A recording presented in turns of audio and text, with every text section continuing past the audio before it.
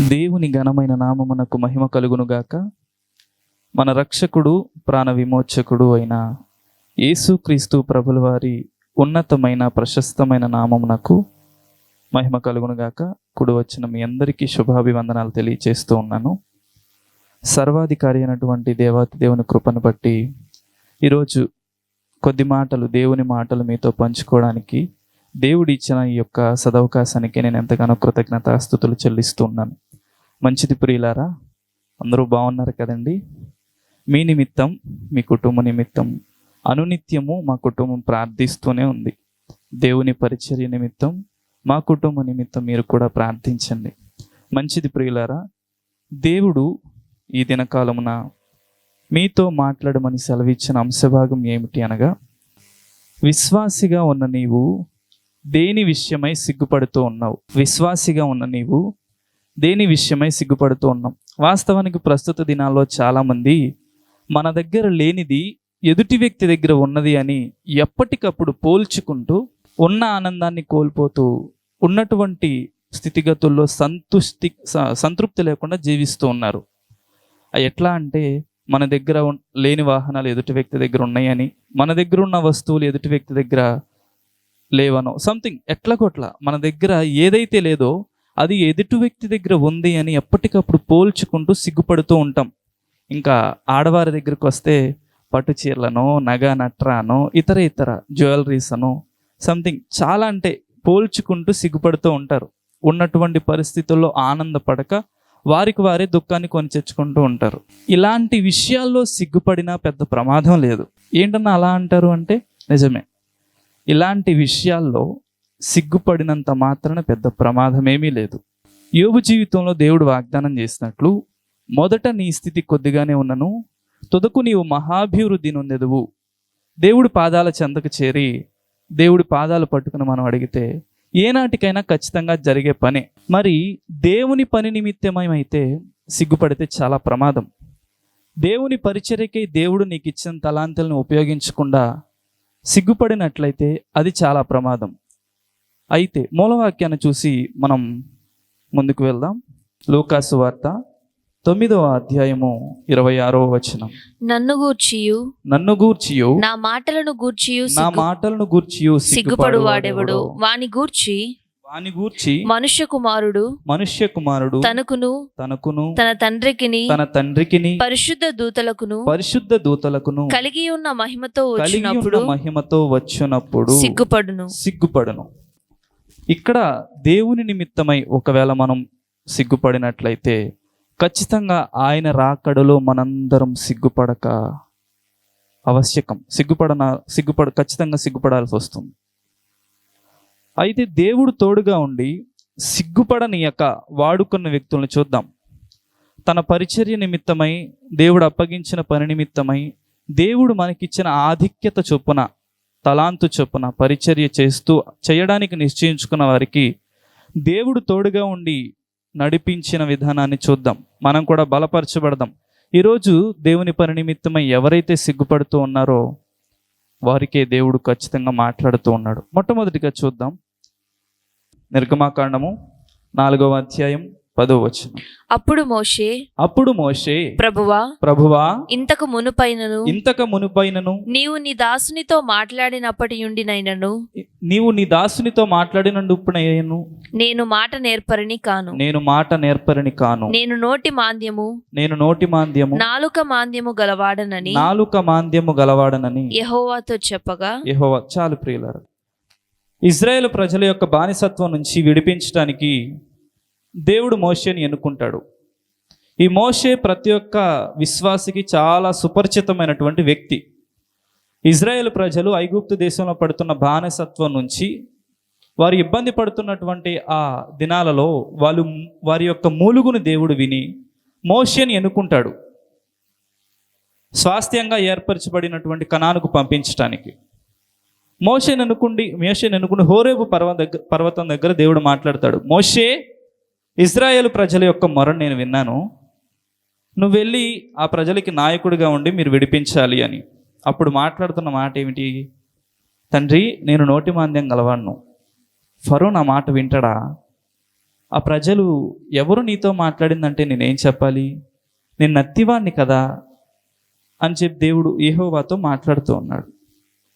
వాస్తవానికి చాలామంది ఒకవేళ నేను ఈ మైక్ పట్టుకున్న ప్లేస్లో నత్తివాణ్ణి కానీ ఒకవేళ ఉంచితే ఖచ్చితంగా ఆయన మాట్లాడే మాటలకి బయటికి నవ్వకపోయినా మనసులో ఖచ్చితంగా నవ్వుకుంటారు. చూస్తూ ఉంటాం ప్రస్తుత దినాల్లో చాలామంది కొద్దిమంది నత్తి వాళ్ళు మాట్లాడితే ఎంత చమత్కారంగానో కాస్త ఎక్కువ నవ్వుగా వస్తూ ఉంటుంది.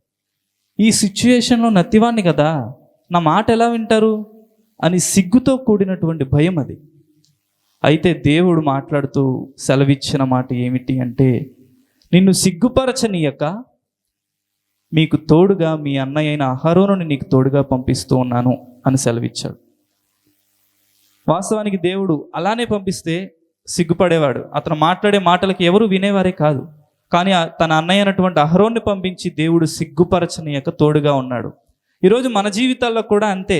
కొన్ని సిచ్యుయేషన్స్లో దేవుడు మనల్ని పంపించాలి అనుకున్నప్పుడు మరి మనకెవరు తోడుగా ఉన్నారు, మనకెవరు అండగా ఉన్నారు, మరి మనకెవరు సహాయకర్తగా ఉన్నారు అని మీరు అనుకోవచ్చు. ప్రస్తుత దినాలలో దేవుడు మనకి తోడుగా పంపించింది ఎవరని అంటే పరిశుద్ధాత్మ దేవుడను. పరిశుద్ధాత్ముడు అన్న మాట వచ్చిన ప్రతిసారి ఏమి ఈ పరిశుద్ధాత్ముడు వల్ల ఉపయోగం చాలామంది అనుకుంటూ ఉంటారు. కొన్ని అపోహలు కూడా ఉంటాయి. అన్య భాషలు అని. వాస్తవానికి అన్య భాష అంటే మనకు రాని భాష అని అర్థం. మనకి ఏదైతే రాని భాష ఉందో దేవుని యొక్క నడిపింపు చొప్పున ఆ భాషను మాట్లాడినప్పుడు ఇతర వ్యక్తులు అర్థం చేసుకోవడానికి వీలైనట్లుగా ఉంటుందో అదే అన్య భాష. వాస్తవానికి మీకు ఇంకా అర్థమయ్యే విధంగా చెప్తాను. మన పాస్టర్ గారే ఉన్నారు.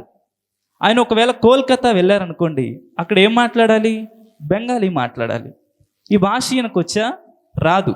అయినప్పటికీ పరిశుద్ధాత్ముడి యొక్క నడిపింపుతో సహవాసముతో రాని భాషను కూడా మాట్లాడి ఇతర వ్యక్తులకు అర్థమయ్యే విధంగా మాట్లాడడమే ఆయన జరిగించే క్రియ.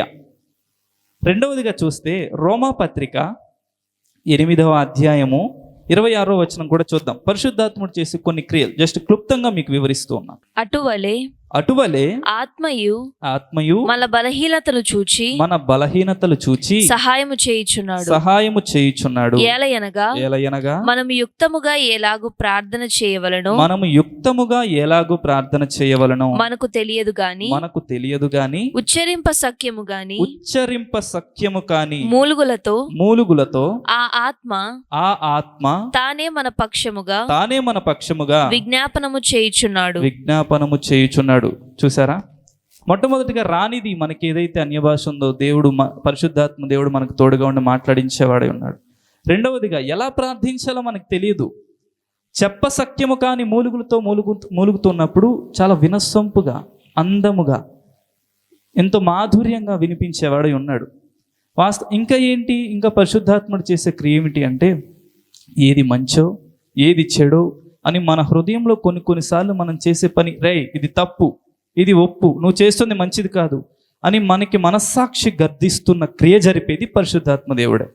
సరే, మొట్టమొదటిగా మనం చూసాం మోషే జీవితంలో సిగ్గుపడనీయక దేవుడు వాడుకున్నాడే. పరిశుద్ధాత్మ దేవుడిని మనకు తోడుగా ఉండి మనల్ని వాడుకోవాలని చెప్పి దేవుడు చూస్తూ ఉన్నాడు. ఎంతమంది మీకు ఇచ్చిన తలాంతిని దేవుని కొరకు ఉపయోగిస్తూ ఉన్నారు? పాట పాడే తలాంత అవ్వచ్చు, స్వార్థ చెప్పే తలాంత అవ్వచ్చు, ప్రార్థించే తలాంత అవ్వచ్చు, సేవకులకి సహకారిగా ఉండే తలాంత అవ్వచ్చు. ఏది ఏమైనా సరే సిగ్గుపడక దేవుని పరిచర్యకై అడుగులు వేస్తున్నవారు ఎంతమంది? సిగ్గుపడుతూ ఉన్నట్లయితే మోషేకి దేవుడు తోడుగా అహరోన్ని పంపించినట్లు మనకి తోడుగా పరిశుద్ధాత్మను దేవుడు పంపాడు. ఆ యొక్క అన్యోన్య సహవాసంతో ముందుకు వెళ్ళాలని చెప్పి దేవుడు మాట్లాడుతూ ఉన్నాడు. రెండవదిగా చూద్దాం, రోమాపత్రిక 10వ అధ్యాయము 11వ వచనం. రోమాపత్రిక 10వ అధ్యాయము 11వ వచనం. ఏమనగా ఆయన యందు విశ్వాసముంచువాడెవడును సిగ్గుపడడని లేఖనము చెప్పుచున్నది. ఎవరైతే ఆయన యందు విశ్వాసం ఉంచుతారో వారు సిగ్గుపడరని లేఖనము చెప్తుంది. మీకు ఒక మంచి సాక్ష్యాన్ని ఇక్కడ నేను చెప్తాను. పాకిస్తాన్ దేశంలో, ముస్లిం కంట్రీ అయిన పాకిస్తాన్ దేశంలో ఓ ధనిక కుటుంబానికి చెందినటువంటి కుటుంబంలో గుల్షన్ ఫాతిమా అనే ఒక స్త్రీ జన్మించింది. పాకిస్తాన్ దేశంలో మహమ్మదీ కుటుంబంలో ఒక ధనిక కుటుంబం, ఎంతో పారిశ్రామికవేత్త అయినటువంటి ఒక కుటుంబంలో, ఓ జమీందారి కుటుంబంలో ఒక గుల్షన్ ఫాతిమా అనే స్త్రీ పుట్టింది. ఆమె పుట్టుకతోనే అంగవైకల్యం కలిగింది. కాళ్ళు చేతులు చచ్చుబడిపోతాయి. చాలా నియమనిష్టలతో చిన్నప్పటి నుంచి వారి దైవమైనటువంటి దేవుణ్ణి కొలుస్తూ వచ్చారు. ఎన్నో పుణ్యక్షేత్రాలు తిప్పారు, ఎన్నో హాస్పిటల్స్ తిప్పారు. ఆనాటి కాలంలో ఇంగ్లాండ్, ఇటలీ, రష్యా చాలా ప్రసిద్ధి కాంచినటువంటి దేశాలంతటి డాక్టర్స్ దగ్గరికి తిప్పారు. ఎటువంటి ప్రయోజనం లేదు. వారి యొక్క ఖురాన్ని చదువుతూ ఉన్నప్పుడు పదే పదే క్రీస్తును గూర్చినటువంటి మాట వినపడుతూ ఉంటే ఎవరి క్రీస్తు అని చెప్పి ఆలోచించడం మొదలైంది తన మదిలో. అలా మదిలో మొదలై చాలా నాటికి ఏ స్వస్థత లేదే, ఎన్నో చోట్ల తిరిగామే, ఇప్పటికి నాకు 18 సంవత్సరాలు వచ్చేసాయి, నా బ్రతికింతేనా అని డిప్రెషన్లోకి వెళ్ళిపోయింది. తన తండ్రి వచ్చి, అమ్మ అక్కడికి తిప్పాను, పుణ్యక్షేత్రాలు తిప్పాను, ఆ చోటు తిప్పాను, ఈ చోటు తిప్పాను, ఇక నా వల్ల కాదు, అయిపోయింది, నేను చేయాల్సిందంతా చేసేసాను, ఇంకేం చేయలేను అని చేతులు ఎత్తేశారు. ఆ క్షణాన క్రీస్తును గూర్చిన పదం మరలా మదిలో తడుతూ ఉంది. ఈ ఖురాన్ బైబిల్లో ఈ క్రీస్తుని గురించి ప్రస్తావన ఎందుకు వచ్చింది అని క్రీస్తుని గూర్చి ఆలోచన మెదులై ఇది ఎలా ఈయన గురించి తెలుసుకోవాలని చెప్పి అడుగుతున్నప్పుడు ఆమె దగ్గర ఉండే పనికత్తెలు ఇద్దరిని అడిగింది, ఈ క్రీస్తుని గురించి తెలుసుకోవాలంటే ఏం చేయాలి నేను అని. అమ్మా, బైబిల్ అనే ఒక పరిశుద్ధ గ్రంథం ఉంది, అది చదివితే ఆయన గురించి బాగా తెలుసుకోవచ్చంట, నేను ఎవరో చెప్తే విన్నాను అని. అది నాకు కావాలి అని తెప్పించుకోవడం, చదవడం ప్రారంభించింది. ఒకానొక దినాన చదువుతూ క్రీస్తుని గురించి ప్రతిదీ క్షుణ్ణంగా తెలుసుకొని, ఈయన మోగవారికి మాటిచ్చిన దేవుడు, చూపులేని వారికి చూపునిచ్చిన దేవుడు, మరణించిన వారిని సైతం లేపిన దేవుడు, జీవాధిపతి అని చెప్పి తెలుసుకున్న ఆమె ఒకానొక రోజు రాత్రి సమయంలో దేవాతి దేవుణ్ణి మాట్లాడుతూ ఉంది, తండ్రి, మీ కుమారుడి చేత ఎన్నెన్నో గొప్ప అద్భుత కార్యాలు చేయించారు, నా జీవితంలో కూడా మీ చిత్తమైతే స్వస్థతను జరిగించండి, మీకు సాక్షిగా నిలవబడతాను అని తీర్మానం చేసుకుంది. ఆ రాత్రినే దేవుడు దర్శనం ద్వారా పుట్టుకతో అంగవైకల్యం కలిగినటువంటి ఆమెకి పూర్తి సంపూర్ణ స్వస్థత లభించింది. అందుకే దేవునికి మహిమ కలుగును గాక. ఆ తరువాత ఇంత స్వస్థత లభించింది, మా దేవుడి ఘనకార్యం చేశాడు అని వారి తల్లిదండ్రులు, బంధుమిత్రులు అందరూ కన్నుల పండుగగా సంబరాలు జరుపుకుంటూ ఉన్నది. నాన్న, నీవు వచ్చి చెప్పాలమ్మా, మన దేవుడు ఇంత గొప్ప ఘనకార్యం చేశాడు కాబట్టి చెప్పాలి అంటే, నాకు చేసినది స్వస్థత లభించింది మన దేవుడి వలన కాదు, నిజమైన దేవుడైనటువంటి క్రీస్తు వలన అని బహిరంగంగా చెప్తూ ఉంటే వారి అన్నొచ్చి బ్లాంక్లో గన్న పెట్టేశాడు. షూట్ చేస్తా, నేను చంపేస్తా, ఏం మాట్లాడుతున్నావు నువ్వు, మన కులం ఏంటి, మన మతం ఏంటి, మనం నమ్ముకున్న విధానాలేంటి, ఎవరో దేవుణ్ణి మాట్లాడుతూ ఉంటే, లేదన్నా, నన్ను బ్రతికించింది, నాకు స్వస్థతనిచ్చింది క్రీస్తు మాత్రమే అని చెప్పి రూఢిగా చెప్పేస్తుంది. వారు అన్న ఏం చేశారో చెప్తానండి. అంత రూఢిగా చెప్పిన ఆమె గన్పెట్టి కాల్ చేస్తానని చెప్పి బెదిరించాడు, అయినా బెదరలేదు. తర్వాత ఒక కత్తి తీసుకొచ్చి నరికేస్తా అన్నాడు, అయినా సరే బెదరలేదు. చివరికి ఒంటిపై ఉన్న వస్త్రాలన్నిటినీ తీసేసి నగ్నంగా నేను చంపేస్తానని చెప్పి ఆమె వెనక పరిగెడుతూ ఉంటే, భయంతో బ్రతకాలి, క్రీస్తుకి సాక్షిగా ఉండాలి అని చెప్పి అర్ధరాత్రి వేళ పారిపోయింది. అలా పారిపోతూ ఒకరి ఇంటి తలుపు తట్టింది. ఆ ఇంటి తలుపు తట్టిన వారి యజమానుడు గొప్ప సేవకుడు. చూస్తే నగ్నంగా ఉంది. వారి భార్యను పిలిచి, అమ్మ లోపలికి తీసుకెళ్ళి దుస్తులు కప్పండి, ఏదైనా బట్టలు ఉంటే వేసి లోపలికి తీసుకువెళ్ళండి అని చెప్పి తీసుకువెళ్ళారు. చివరికి ఆ సేవకుడు ఈ సమయంలో ఎట్లా వచ్చింది అంటే, ఆమె కుటుంబంలో జరిగిన ప్రతిదీ చెప్పింది. ఆ సేవకుడు అదే రాత్రి వేళ పరిగెత్తుకుంటూ బయటకు వచ్చాడు. ఎందుకు వచ్చాడు అంటే, ఆ మార్గంలో, ఆ స్త్రీ వచ్చిన మార్గంలో అనేక మంది మద్యం సేవించే వాళ్ళు, క్రూర మృగాల్లాంటి వ్యక్తులు అక్కడ బస చేస్తూ ఉంటారట. ఎప్పుడు జూదమని, అదని ఇదని, ఆల్కహాలిక్ పర్సన్స్, వీళ్ళంతా మద్యం సేవించేవారు. ఎవరైనా వస్తే పాడు చేయాలి అని చూసే క్రూర మృగాల్లాంటి వారు చేతిలో నుంచి ఎట్లా తప్పించుకొచ్చిందని చెప్పి బయటికి వెళ్ళి చూస్తే వారందరూ అక్కడే ఉన్నారు. వెళ్ళి, అయ్యా, ఇక్కడ ఒక ఆమె నడుచుకుంటూ రావడం ఎవరైనా మీలో చూసారా? పరిగెత్తుకుంటూ రావడం ఎవరైనా చూసారా? ఈ మార్గంలోనే వచ్చిందంట, చూసారా మీరంటే, అవునండి చూసాం, ఎవరో ఒక ఆమె ఇటు వెళ్ళింది, కానీ ఆమెను మేము సరిగ్గా చూడలేకపోయాం. తెల్లగా నిగనిగలాడుతూ కాంతివంతంగా మాకు కనిపించింది, మేము చూడలేకపోయాం ఆమెనని. ఎంత ఆశ్చర్యం! ఓ నగ్నంగా ఉన్న స్త్రీని దేవుడు తన మహిమ వస్త్రాలతో నింపి నడిపించిన దేవుడు సిగ్గుపరచనీయలా, సిగ్గుపడనీయలా మనల్ని ఎందుకు వదిలిపెడతాడండి? తన కొరకు, తన పరిచర్య కొరకు అడుగు వేస్తున్న వారిని దేవుడు సిగ్గుపరచనీయుడు. గుల్షన్ ఫాతిమా జీవితంలో చూసాం. నగ్నంగా ఉన్న ఆమె, ఆ స్త్రీని మహిమ వస్త్రాలతో ధరింపచేసి నడిపించిన దేవుడు మన జీవితాలను కూడా నడిపించే దేవుడే ఉన్నాడు. పరిచర్యలో ఆయన కొరకై మనం సిగ్గుపడక ముందుకు వెళ్ళాలనుకున్నప్పుడు దేవుడు మనల్ని నడిపించే దేవుడై ఉన్నాడు. మూడవదిగా చూద్దాం, రోమా పత్రిక 1వ అధ్యాయము 16వ వచనం. రోమా పత్రిక 1వ అధ్యాయము 16వ వచనం. సువార్తను గూర్చి నేను సిగ్గుపడువాడను కాను. సువార్తను గూర్చి నేను సిగ్గుపడువాడను కాను. ఈ పౌలు మొదటిగా సౌలు, మహాక్రూరుడు, క్రైస్తవుల్ని హింసించే నరరూప రాక్షసుడు అని మనం ఒక గొప్ప నామకరణం కూడా చేయొచ్చు. ఇతను గమనియేలు పాదాల దగ్గర గొప్ప స్కాలర్, ఇతను గొప్ప విద్యాబుద్ధులు నేర్చుకున్న వ్యక్తి. ఆ గమనియేలు ఎవరంటే హిల్లెలని అప్పట్లోనే ఆనాటి కాలంలో గొప్ప పండితుడు, గొప్ప విద్యావంతుడు. ఆ యూనివర్సిటీలో గమనియేలు చదువుకోవడం, ఆ గమనియేలు గొప్ప స్కాలర్ అయితే ఆయన పాదాల దగ్గర ఇతను చదువుకోవడం చాలా అంటే ఉన్నతమైన విద్యావంతుడు, ఉన్నతమైన జ్ఞానవంతుడు. ఈ జ్ఞానం అనేది దేవునికి వ్యతిరేకంగా మారి క్రైస్తవుని పూర్తిగా హింసించడానికి, మారణాకాండ జరపడానికి ఆహుతయింది. ఇలాంటి వ్యక్తి ఓనాడు దమస్కు మార్గాన దేవుడు దర్శించాడు.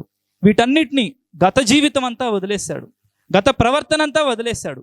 నా జీవితం ఇంతకుముందు ఏమిటి, ఇదంతా వదిలేసి దేవుని పని నిమిత్తమై సిగ్గుపడువాడు కాకుండా ఆయన పనిలో ముందుకు సాగాడు. ప్రపంచాన్ని నలుమూలలా చుట్టేశాడు, అనేక మంది సంఘస్థాపనలు చేశాడు, అనేక మందికి సువార్తను ఏకధాటిగా చెప్పి అనేక మంది సేవకులను కూడా తయారు చేశాడు. అయితే నా గత జీవితం ఇది అని, నా ప్రస్తుత జీవితం ఇది అని, నా జీవితంలో నేను ఇన్ని చేశాను అని, ఇప్పుడు నేను చేస్తే ఎవరు నా మాట వింటారు అనో, ఒకప్పుడు నేను పాపిని, ఒకప్పుడు సినిమాలకనో షికార్లకనో ఎంతోమందిని ఏడిపించానో, దేవునికి వ్యతిరేకంగా నడుచుకున్న జీవితాలంతటినీ గుర్తు చేసుకొని సిగ్గుపడుతూ ఉంటారు. ఒక పక్కన పరిచర్య చేయాలని చెప్పి ఆశతోనూ తృష్ణతోనూ ఉన్నప్పటికీ గత జీవితంలో చేసిన పాపాలన్నిటి గుర్తొచ్చి, గత జీవితంలో దేవునికి వ్యతిరేకంగా చేసినవన్నీ గుర్తొచ్చి ఆగిపోతూ, నిర్లక్ష్యపడుతూ, సిగ్గుపడుతూ ఉంటారు. పౌలును వాడుకున్న దేవుడు నిన్ను వాడుకోడా? ఆనాటి దేవుడే ఈనాటి దేవుడు, ఆ మంచి దేవుడే ఈరోజు మనందరికీ దేవుడై ఉన్నాడు. పౌలును వాడుకున్న దేవుడు నిన్ను నన్ను వాడుకోవడానికి కూడా ఇష్టపడుతూనే ఉన్నాడు. ఎందుకు సిగ్గుపడతాం? ఎందుకు ఆలోచన?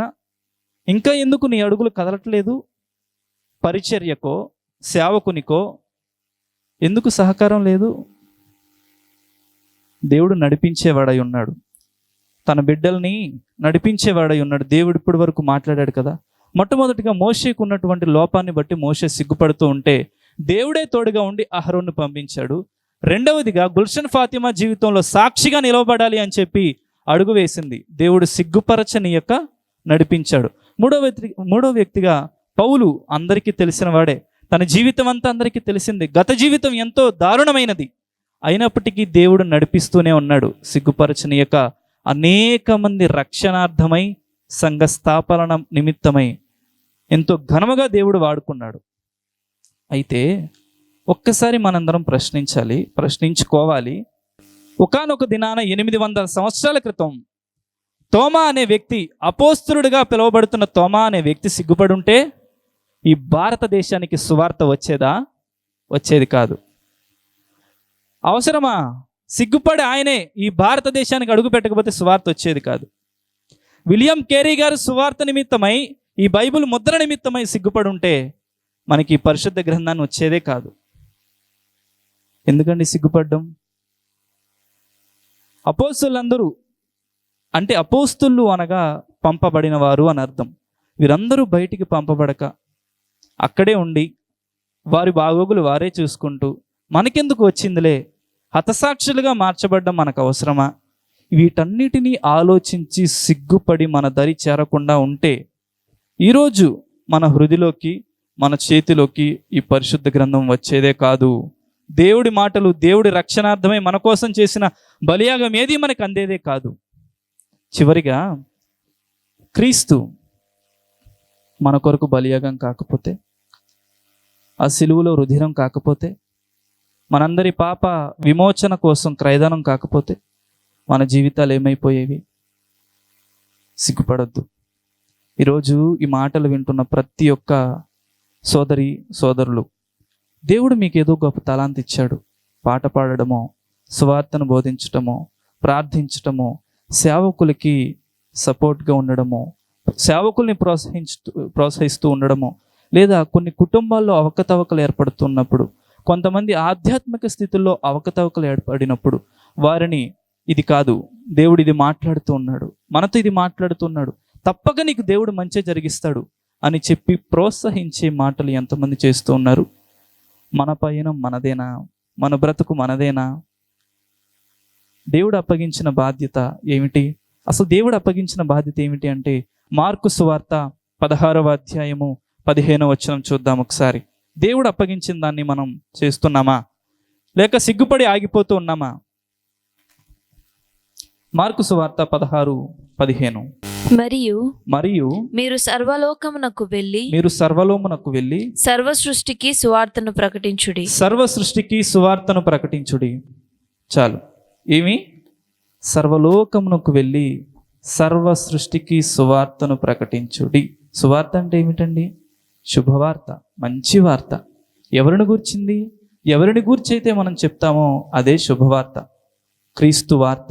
క్రీస్తు యొక్క జనన, మరణ, పునరుద్ధముల యొక్క సారాంశమే సువార్త. ఎంతమంది చెప్తున్నారు? ఎంతమంది దేవుడు ఇచ్చినటువంటి ఆ బాధ్యతను స్వీకరిస్తూ ఉన్నారు? ఇచ్చినటువంటి పనిని ఎంతమంది నిర్వీర్యం చేస్తూ ఉన్నారు? నేను చెప్పాలి సువార్త, నా దేవుడు అప్పగించిన పని కదా అని ఎంతమంది అడుగులు వేస్తూ ఉన్నారు? ఇచ్చిన బాధ్యత చొప్పున, ఇచ్చిన తలాంతు చొప్పున ఎంతవరకు దేవుని పనిని జరిగిస్తూ ఉన్నారు? ఎప్పటికీ విశ్వాసుల జాబితాల్లోనే ఉండడానికి దేవుడు మనల్ని పిలవలేదండి. మీరు శిష్యులుగా మారాలి, అనేక మంది శిష్యులుగా తయారు చేయాలి. విశ్వాసికి శిష్యుడికి చాలా వ్యత్యాసం ఉంది. ఇకను విశ్వాసిగా ఉన్న నీవు ఈ విషయాల్లో సిగ్గుపడితే అత్యంత ప్రమాదకరం. దేవుడు అంటున్నాడు, మరి ఓకే అన్న, ఇప్పటి వరకు మేము నిజంగానే కొన్ని విషయాల్లో సిగ్గుపడ్డాం.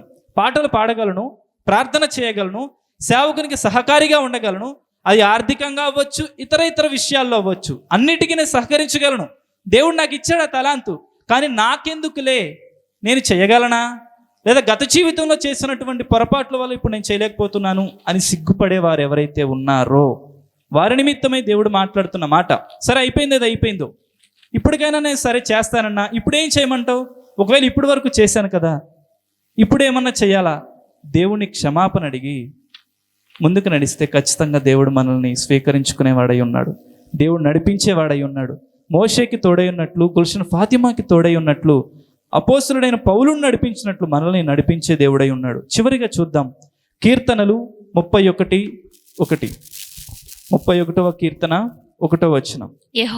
యెహోవా నీ శరణు జొచ్చి ఉన్నాను, నన్నెన్నడును సిగ్గుపడనీయకుము. దేవుని మనం అడగాల్సిన మాట ఇది. తండ్రి, నన్నటికీ సిగ్గుపడనీయవద్దు. నీ పని కొరకై, నీ పరిచర్య కొరకై ఇన్నాళ్ళు సిగ్గుపడ్డాను. ఈ క్షణం నేను ఒక దృఢ నిశ్చయత తీసుకుంటూ ఉన్నా. నాకిచ్చిన తలాంతు చొప్పున, నాకిచ్చిన బాధ్యత చొప్పున నేను జరిగించాలనుకుంటున్నాను. నన్నెన్నడూను సిగ్గుపడనివ్వద్దు తండ్రి. మోషేలో ఉన్న లోపాన్ని మీరు తీసివేసి అహరోను తోడుగా ఉండి నడిపించారు కదా, నన్ను నడిపించండి. ఈనాటి పరిశుద్ధాత్మ యొక్క అన్యోన్య సహవాసంతో నేను కదలాలి అనుకుంటున్నాను. గుల్షన్ ఫాతిమా ఒక మహమ్మదీ కుటుంబంలో జన్మించింది, ఒక అన్య స్త్రీ అయినప్పటికీ మీకు సాక్షిగా నిలవబడాలని తన అడుగు ముందుకు వేసినప్పుడు మీరు మహిమ వస్త్రాలు ధరింపచేసి వాడుకున్న దేవుడై ఉన్నారు. ప్రపంచానికి సాక్షిగా వాడుకున్న దేవుడై ఉన్నారు. నన్ను వాడుకోండి తండ్రి. అదేవిధంగా పౌలు ఒకప్పుడు తన జీవితం అంతా ఎంతో హేయమైనది, దుర్మార్గమైనది, అనేక మందిని బాధ పెట్టినది. నన్ను కూడా నా జీవితం వల్ల, నా యొక్క వైఖరి వల్ల నా కుటుంబం అవ్వచ్చు, సేవకులు అవ్వచ్చు, మీరవ్వచ్చు, ఎన్నోసార్లు పలుమార్లు బాధపడి ఉంటారు. ఈ క్షణం నేను ఒక తీర్మానం తీసుకుంటున్నాను, నన్ను సిగ్గుపరచనీయక నీ పరిచర్యలో నన్ను వాడుకోండి అని దేవుని బ్రతిమలాడదాం. మహాభక్తుడైనటువంటి దావీదు అడుగుతూ ఉన్నాడు, తండ్రి నన్ను సిగ్గుపరచనీయక నీ కృప చొప్పున నన్ను రక్షించండి అని. మనం కూడా బ్రతిమలాడదాం. దేవుడు ఖచ్చితంగా మనందరినీ వాడుకునేవాడై ఉన్నాడు. తన మహిమ నిమిత్తం మనందరినీ వాడుకునేవాడు ఉన్నాడు. ప్రార్థించుకుందాం. తండ్రి, ఓ మంచి తండ్రి, మీకు స్తోత్రములు. మీరు మాతో మాట్లాడుతూ వచ్చినందుకు వందనాలు తండ్రి. ఈ క్షణాన, ఈ సమయాన విశ్వాసులుగా పిలువబడుతున్న వారు ఎంతోమంది నీ పరిచర్య నిమిత్తమై మాతో సహా కొన్ని విషయాల్లో, కొన్ని సందర్భాలలో మీరు ఇచ్చిన తలాంతు చొప్పున, ఇచ్చిన ఆధిక్యత చొప్పున సిగ్గుపడుతూ వెనకడుగుకు వేస్తూ మేము ముందుకు వెళ్ళలేకపోతూ ఉన్నాం, నిన్ను మహిమపరచలేకపోతూ ఉన్నాం. ఈ క్షణాన మీరు తోడుగా ఉండి మీ బిడ్డలను మీరు నడిపించిన విధానం చూస్తే మాకు కూడా మీ యొక్క పయనంలో మిమ్మల్ని మహింపరిచే బిడ్డలుగా మీరు ఇచ్చిన ఆధిక్యత చొప్పున వాడబడాలని మేము ఒక నిర్ణయం తీసుకుంటూ ఉన్నాం. సహాయం చేయండి. ఈ మాటలు ఎవరైతే విని దర్శించి వారి జీవితంలో కూడా నేను దేవుని పరిచర్యకై ముందడుగు వేయాలని చెప్పి ఆశతో ఎదురు చూస్తూ ఉన్నారు, ఈ క్షణాన ఆ బిడ్డలకి మీరు అహరోన్ని తోడుగా పంపించి మోషేని వాడుకున్న దేవుడా, మీకు స్తోత్రములు. మమ్మల్ని వాడుకోండి, సిగ్గుపరచనీయక మమ్మల్ని నడిపించండి. నీ నామ మహిమార్థమై మీరు అప్పగించిన బాధ్యతని ఘనముగా మేము ముందుకు తీసుకువెళ్ళడానికి సహాయం చేయండి. విత్తబడిన ఈ వాక్యం సారవంతమైన నేలను పడిన విత్తనము వలె 30దంతులుగా, 60దంతులుగా, 100ంతులుగా ఫలించి అభివృద్ధి చెందులాగున కృప చూయించమని మాకు రక్షకుడు, ప్రాణ విమోచకుడు అయిన యేసుక్రీస్తు ప్రభుల వారి ఉన్నతమైన నామములో దీన మనస్సుతో అడిగి పొందుకొని ఉన్నాము తండ్రి, ఆమేన్. ప్రొద్దుటూరు పరిసర ప్రాంతాలలోని ఆత్మీయులైన దేవుని ప్రియబిడ్డలైన మీ అందరికీ ఒక గొప్ప శుభవార్త. దేవునిందు ప్రియమైన వారులారా, ప్రొద్దుటూరులో హోమస్పేటలోని రాఘవరెడ్డి ఫంక్షన్ హాలులో గడిచిన 2 సంవత్సరాల నుంచి ఆదివారపు సాయంకాలపు సువార్త కూడిక జరుగుతూ ఉంది. అయితే 3వ అంతస్తులోనికి చాలామంది పైకి ఎక్కిరాలేక అలసిపోతూ ఉన్నప్పుడు దేవుని సన్నిధానంలో ప్రార్థన చేయగా దేవుడు క్రింద కూడుకోవడానికి ఒక స్థలాన్ని కొంతకాలం, ఒక 5 సంవత్సరాలు లీజుకు తీసుకోవడానికి ప్రభు కృపనిచ్చాడు. ఆ విషయాన్ని మీతో పంచుకోవడానికి నేను సంతోషిస్తూ, గాంధీ రోడ్లో మొదటి సందు అనగా మొదటి లైన్ సుబ్బారెడ్డి నగర్ అనే ఒక బోర్డు ఉంటుంది. దాన్ని సుబ్బారెడ్డి నగర్ ఆ లోపలికి వెళ్తే కల్లూరు ప్రసాద్ రెడ్డి అనబడేటటువంటి ఎముకల డాక్టర్ ఉన్నారు. దానికి ఎదురుగా ఉన్నటువంటి ఖాళీ స్థలంలో ఒక చక్కటి షెడ్డును వేసి సాయంకాలపు సువార్త కూడిక నిమిత్తమై సిద్ధపరిచాం. దేవుని ప్రియబిడ్డలారా, ఇన్ని రోజులు పైకి ఎక్కలేక బలహీన పడిపోతున్నటువంటి వారికి ఇది ఒక మంచి సదవకాశం. ప్రతి ఆదివారం సాయంకాలం 6:30 నుంచి 8:30 వరకు దేవుని సన్నిధానంలో ఈ కూడిక జరుగుతుంది. మే 19వ తారీఖు నుంచి 2024వ సంవత్సరం మే 19వ తారీఖు నుంచి ప్రతి ఆదివారం సాయంకాల పూట ఈ కూడిక ప్రారంభిస్తూ ఉన్నాం. ప్రియులారా, ఉదయకాలపు ఆరాధనకు వెళ్ళలేని వారు, అలాగే ప్రతిదినం ప్రార్థన, అలాగే యూట్యూబ్లో వాక్యం వింటున్న దేవుని ప్రియబిడ్డలందరికీ ఇది ఒక మంచి సదవకాశం. వాక్యములో బలపడుటకు, నూతన విషయాలు నేర్చుకొనుటకు, దేవుని రాకడకు సిద్ధపడుటకు ఆత్మీయులైన మిమ్మల్ని అందరినీ ఆహ్వానిస్తున్నాం. రండి. గాంధీ రోడ్లో మొదటి లైన్ సుబ్బారెడ్డి నగర్ అని ఉంటుంది. అది సూపర్ బజార్ అని కూడా పిలుస్తారు. కల్లూరు ప్రసాద్ రెడ్డి హాస్పిటల్ ఎదురుగా ఈ స్థలములో దేవుని కూడిక ప్రారంభించబోతూ ఉన్నాం. మే 19వ తారీఖు నుంచి ప్రతి ఆదివారము ఈ కూడిక సంఘ ప్రాంత భేదము లేకోకుండా ప్రతి ఒక్కరిని ప్రేమపూర్వకంగా ఆహ్వానిస్తున్నాం. ఖచ్చితమైన సమయముతో ప్రతిదినము నూతన విషయాలు మీతో మాట్లాడడానికి ప్రభు కృపనిస్తుండగా రండి. ఈ స్థలము మార్చబడిన సంగతి మిగతా వారికి కూడా తెలియచేయండి.